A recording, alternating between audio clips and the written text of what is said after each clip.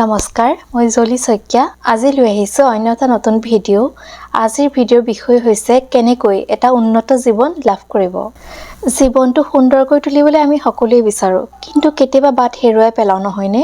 গতিকে এই হেৰুৱা বাটটোত কেনেকৈ নিজক উজ্জীৱিত কৰি ৰাখিব পাৰি, কেনেকৈ এটা উন্নত জীৱন লাভ কৰিব পাৰি, তাকে চাওঁ আহক। নিজৰ মূল্যবোধক বুজি পাওক। আপুনি নিজক সোধক, আপুনি জীৱনত কি বিচাৰে, কোনটো কথা আপোনাৰ বাবে অতি গুৰুত্বপূৰ্ণ। কেৰিয়াৰ, সম্পৰ্ক বা আৰ্থিক লাভ বা মানসিক শান্তি। এখন কাগজত লিখি চাওক, এটা স্তম্ভত কেৰিয়াৰ, আনফালে সম্পৰ্ক, আনফালে আৰ্থিক লাভ। এই সৰু অনুশীলনটিয়ে আপোনাৰ নিজৰ ইচ্ছাবোৰ বুজাত সহায় কৰে। কিন্তু এটা কথা সঁচা, এটা সময়তে সকলো বস্তু একেলগে পাব নোৱাৰি। কিন্তু নিজৰ মূল্যবোধবোৰ বুজি পোৱাত সহায় হ'লে আপুনি কোনটো বস্তু এৰি দিব লাগে, কোনটো বস্তু ধৰি ৰাখিব লাগে, সেইটো বুজাত সহায় হয় বা সহজ হয়। বাস্তৱিক লক্ষ্য নিৰ্ধাৰণ কৰক। সপোন দেখাটো ভাল কথা, কিন্তু তাক বাস্তৱিক লক্ষ্যত ৰূপান্তৰিত কৰাটো অতি প্ৰয়োজনীয়। লক্ষ্য হ'ব লাগে স্পষ্ট, লিখিব পৰা বা জুখিব পৰা আৰু সময়সীমাৰ ভিতৰত ইয়াক পূৰণ কৰিব পৰা। উদাহৰণস্বৰূপে আপুনি এদিন সফল হ'ম বুলি কোৱাতকৈ 2 বছৰৰ ভিতৰত আপুনি এটা ভাল দক্ষতা আহৰণ কৰিব পৰাটো এটা ফলপ্ৰসূ বুলি মই ভাবোঁ। বৰ্তমানত জীয়াই থাকক। ভৱিষ্যতৰ চিন্তা কৰাটো জৰুৰী, কিন্তু বৰ্তমানৰ প্ৰত্যেকটো দিন উপভোগ কৰিহে ভৱিষ্যতৰ চিন্তা কৰিব পৰা যায়। গতিকে আপুনি 5টা দীঘল উশাহ লওক। আপোনাৰ চাৰিওফালে কি হৈ আছে এবাৰ চাওক, এবাৰ অনুভৱ কৰক আপোনাৰ চৌপাশৰ পৰিৱেশ। এয়া হৈছে প্ৰকৃত জীয়াই থকাৰ অনুভৱ। শৰীৰ আৰু মনৰ যত্ন লওক। নিয়মীয়া ব্যায়াম কৰক। ই কেৱল শৰীৰৰ বাবে নহয়, মনৰ বাবেও ঔষধ। ব্যায়ামে আমাৰ শৰীৰত ৰাসায়নিক পদাৰ্থ নিৰ্গত কৰে, যিয়ে আমাৰ শৰীৰত সুখ অনুভৱ কৰায়। স্বাস্থ্যকৰ খাদ্য খাওক। সতেজ ফল-মূল, শাক-পাচলি, বাদাম এইবোৰে আমাৰ শক্তি বৃদ্ধিত সহায় কৰে।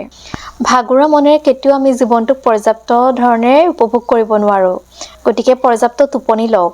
নতুন বস্তু চেষ্টা কৰক। নিজৰ আৰামদায়ক অঞ্চলৰ পৰা ওলাই আহক। নতুন কিবা এটা শিকক, নতুন ভাষা হওক, কম্পিউটাৰ হওক, নতুন আপোনাৰ ভালপোৱা কিবা এটা হওক, নতুন কিবা এটা শিকিবলৈ চেষ্টা কৰক। তেতিয়া আপোনাৰ জীৱনত আগুৱাই যাবলৈ বা নিজক বৃদ্ধি কৰাত সহায় কৰে। শিকিবলৈ নাপাহৰিব। শিশুসকলে কিয় ইমান হাঁহে জানেনে? তেওঁলোকে স্বতঃস্ফূৰ্ত। প্ৰত্যেকটো কথা সহজকৈ লয়। সেইটো কথা কাৰণে তেওঁলোকে ফূৰ্তিত আৰু আনন্দত থাকে। আমিও পাৰোঁ। আমি বন্ধুৰ লগত আড্ডা দি, পৰিয়ালৰ লগত আড্ডা দি আমি ভালপোৱা কামবোৰ কৰি আনন্দ অনুভৱ কৰিব পাৰোঁ। গতিকে নিজেও হাঁহক আৰু আনকো হহুৱাওক। সম্পৰ্কবোৰ শক্তিশালী কৰক। যিবোৰ মানুহে আপোনাক দুখ দিয়ে, সেইবোৰ মানুহৰ পৰা আপুনি আঁতৰি আহক। আৰু যিবোৰ মানুহে আপোনাক সুখী অনুভৱ কৰায়, উৎসাহিত কৰে, তেওঁলোকক আপুনি সময় দিয়ক। সৰু সৰু ভাল কামবোৰে সম্পৰ্কবোৰ শক্তিশালী কৰে। এই ধৰক এটা গিফ্ট কাৰ্ড কৰা, এটা ভাল উপহাৰ দিয়া, এইবোৰে আমাৰ জীৱনটো সুন্দৰ কৰি তোলে, সম্পৰ্কবোৰ মজবুত কৰে। আনক সহায় কৰা। স্বেচ্ছাসেৱক হওক। যেতিয়া আমি আনৰ কাৰণে কিবা এটা কৰোঁ, নিজৰো মনটো ভাল লাগে। কাৰণ সহায় কৰিলে কেৱল আনৰ ভালেই নহয়, আপোনাৰো মনটো ভাল লাগে, আপোনাৰো ভাল হয়। শেষত এটা কথা মনত ৰাখিব, জীৱনটো এটা গন্তব্যস্থল নহয়, ই এটা যাত্ৰা। প্ৰতিদিনে সৰু সৰু পদক্ষেপ লওক। কেতিয়াবা হেঁচা পৰিব, কেতিয়াবা পিছুৱাই যাব, কেতিয়াবা থমকি ৰ'ব, কেতিয়াবা বিমুখ হ'ব, কিন্তু তথাপিতো এৰি নিদিব। এয়াই হৈছে জীৱন, এক যাত্ৰা। জীৱনটো সুন্দৰ কৰিবলৈ আমি জীৱনটো কেনেকৈ চাওঁ তাৰ ওপৰত নিৰ্ভৰ কৰে। প্ৰতিদিনে নিজক সলনি কৰক, এটা নতুন পৰিৱৰ্তন আনক। আকৌ পাছৰ দিনাখন আকৌ এটা পৰিৱৰ্তন। চাব, জীৱনটো আপুনি বিচৰা ধৰণে সলনি হ'ব ধৰিছে। আৰু এদিন আপুনি বিচৰা ধৰণে জীৱনটো পাবলৈ লৈছে, যিটো আপুনি বিচাৰি আছিল।